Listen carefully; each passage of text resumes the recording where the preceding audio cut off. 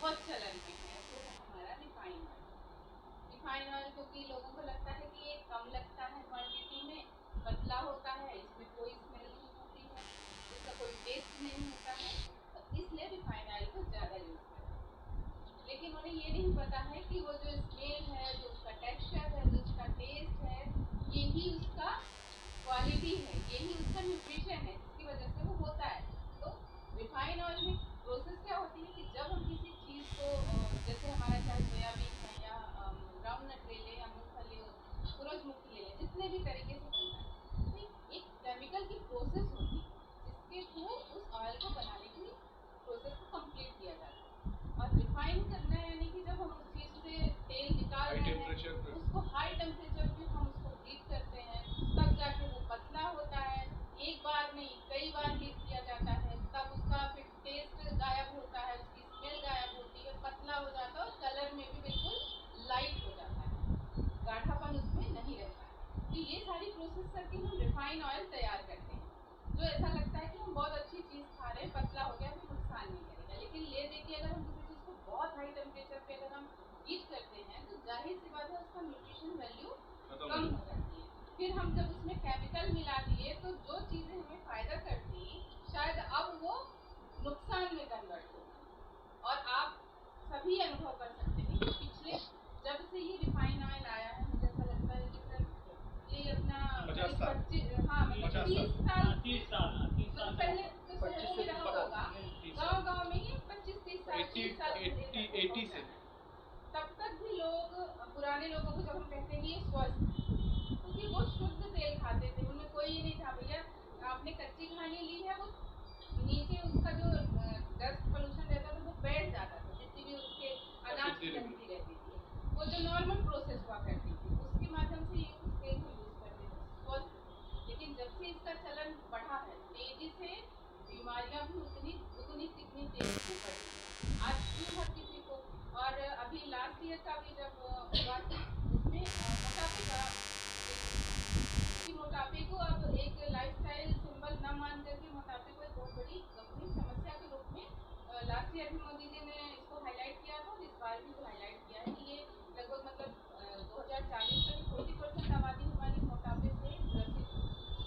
और इस मोटापे में एक बहुत बड़ा रोल है हमारे रिफाइंड कि खाने में हम जो चीज़ भी खाते हैं, चाहे वो हमारे स्वाद को अच्छी लग रही हो, हमें पसंद हो, हमें उसकी स्मेल अच्छी लग रही हो, इस सब के लिए हम बनाते तो कहीं ना कहीं तेल से ही, फिर हम उसको रीयूज करके बनाते हैं, तो वो चीज़ें मोटापे के लिए बहुत रिस्पॉन्सिबल है। और ये रिफाइंड ऑयल में जब हम उसको प्रोसेस करते हैं तो कई सारे हार्मफुल केमिकल का इस्तेमाल किया जाता है जो हमारी बॉडी के लिए नुकसानदेह होते हैं। उसकी ज़रूरत ही नहीं है, हमारे शरीर को केमिकल्स की ज़रूरत नहीं है। आप निकाल रहे हो सादा तेल दे दो, लेकिन हम कहीं ना कहीं उसकी सुंदरता, स्वाद और दिखावे में आकर के उस रिफाइंड ऑयल को इतना तेजी से इस्तेमाल करते हैं कि हमें वो साथ में बहुत सारी बीमारियाँ दे रहा है। अब हम आते हैं तीसरे तरीके के ऑयल की, जो राइस ब्रान ऑयल। ये राइस ब्रान ऑयल हमारी जो धान की खेती होती है उसके माध्यम से बनाया जाता है और इसको फिजिकली रिफाइन किया गया है। फिजिकली रिफाइन यानी आप एक इस तरीके से समझ सकते हैं कि सिंपल शब्दों में इसमें रिफाइन करते समय, तेल बनाते समय हार्मफुल केमिकल का इस्तेमाल नहीं किया गया, फिजिकली रिफाइन है। और ये राइस ब्रान ऑयल हमारे हार्ट के लिए बहुत अच्छा माना गया है, क्योंकि जनरली अभी जब जो भी हम देखते हैं कि ब्लॉकेज हो गया,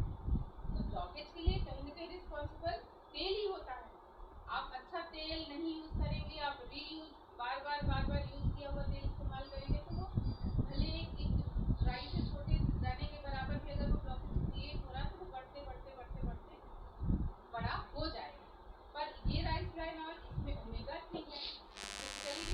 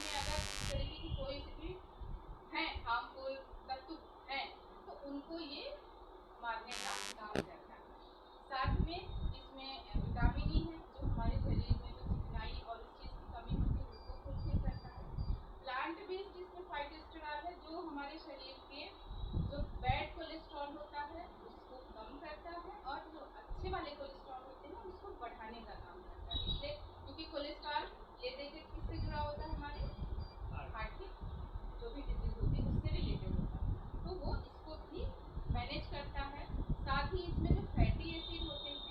जो हमारा mono saturated fatty acid, mono unsaturated fatty acid और अनसैचुरेटेड फैटी एसिड, ये 3 टर्म्स होते हैं। इसका एक मतलब पर्टिकुलर एक नियत दायरा तय किया गया है, एक पैमाना है कि इतना होगा तो हमारे शरीर के लिए वो नुकसान देगी, लेकिन अगर वो उससे ज़्यादा होगा तो फिर हमारे शरीर में वो वही मोटापा, तरह तरह की जो प्रॉब्लम्स है, ब्लॉकेज हो रही है, तो ये सारी चीज़ों को क्रिएट करेगा। तो जो हमारे यहाँ इंडियन इंस्टीट्यूट है और जो American institute of heart association है, तो इस तरीके से और WHO, इन सभी ने इस राइस ब्रान ऑयल को हार्ट के लिए स्पेशली बहुत अच्छा माना है। और सभी लगभग बहुत सारे देश हैं जो हार्ट के लिए स्पेशली राइस ब्रान ऑयल को रिकमेंड करते हैं। और ये सारे जो मानक पैमाने हैं, जो हमारे फैटी एसिड का भी जो रेशियो होना चाहिए 24/42/34 तीनों का, 24:42:32. हाँ, तो ये मतलब सैचुरेटेड, मोनोअनसैचुरेटेड और पॉलीसैचुरेटेड, इन तीनों का एक मानक जो होता है, तय किया हुआ स्टैंडर्ड पैमाना, उसके पैमाने को फॉलो करके ही इस तेल को बनाया गया। तो ये इसकी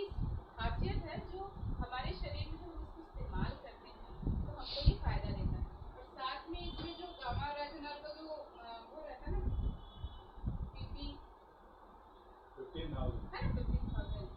जो बहुत अच्छा माना गया है हमारे शरीर के लिए, मतलब हर तरीके से हमारे शरीर को, हमारे हार्ट को हेल्दी रखने के लिए अच्छा माना गया है। मतलब सबसे ज़्यादा है, जनरली कम रहता है जो बाहर के रिफाइन वाला अगर लेते हैं। इसके अलावा ये जो सबसे अच्छी बात है कि जब हम तेल से बनी हुई चीज़ों को यूज़ करते हैं और लगातार ही यूज़ करते हैं, क्योंकि ये तेल हमारे मतलब बहुत अभिन्न हिस्सा है हमारे रोज़ के जीवन का, तो उसमें क्या होता है कि अगर हम खराब तेल यूज़ कर रहे हैं या रीयूज़ किया हुआ तेल यूज़ कर रहे हैं तो हमारी आंतों में जाके उसकी परत जमती है, चिपकता है, इसमें अब्जॉर्प्शन कैपेसिटी बहुत कम है, ये बहुत कम मतलब निकल जाता है, चिपकता नहीं। और ऐसे ही जब आप इसकी पूरियाँ तलेंगे, इससे जब स्पेशली पूरियाँ डीप फ्राई करने वाली चीज़ है, तो उसमें हम जनरली जब कोई दूसरा ऑयल अगर हम लेते हैं तो जब हम तल के निकालते हैं उसमें तेल की लेयर एकदम से बहुत ज़्यादा दिखती है, लेकिन जब हम इसको तल के निकालते हैं तो हमको उसमें तेल की जो लेयर है वो नहीं दिखती है। अब्जॉर्प्शन इसका कम है, इसका हीटिंग पॉइंट बहुत अच्छा है, बॉइलिंग पॉइंट भी लगभग 300 से ऊपर है, और जो हमारा हीटिंग पॉइंट है वो 250 से ऊपर है। यानी कि ऐसा नहीं होता कि तेल हमने कढ़ाई में डाला, गैस जलाई और एकदम से जल्दी से वो बिल्कुल तपने लग गया, देर से तपता है, तो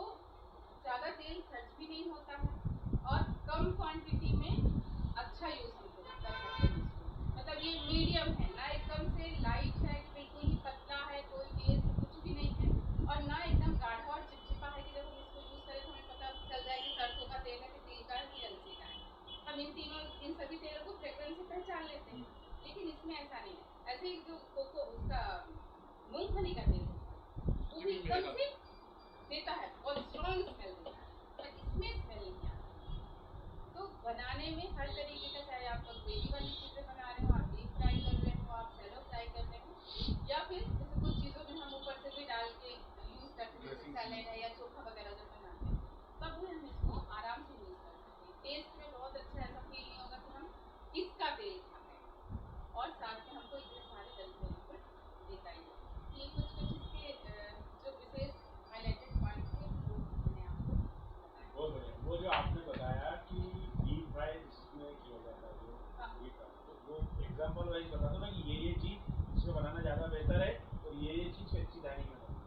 हाँ, जैसे कच्ची घानी ये आप में, लोगों का पर्सनल हाँ, एक्सपीरियंस, हम लोग कुछ नहीं जानते। पर्सनल, हाँ मेरा पर्सनल है वो, है ना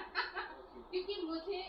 मैं जहाँ से बिलोंग करती हूँ, मैंने हमेशा जितनी भी जो सूखी सब्जियाँ हैं मैंने सरसों के तेल में यूज़ की, तो मुझे उसका टेस्ट अच्छा लगता है।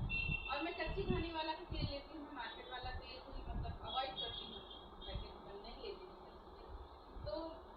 उसमें कुछ चीज़ें जैसे अचार है, आपकी कुछ सूखी सब्जियाँ हैं, आप उनको सरसों के तेल में यूज़ करिए, लेकिन जहाँ सरसों का तेल तलने में उसकी स्ट्रॉन्ग स्मेल और टेस्ट आता है वो सभी को अच्छा नहीं लग सकता है। तो जैसे जो हम या फिर ग्रेवी वाली जो सब्जियाँ जैसे स्पेशली छोले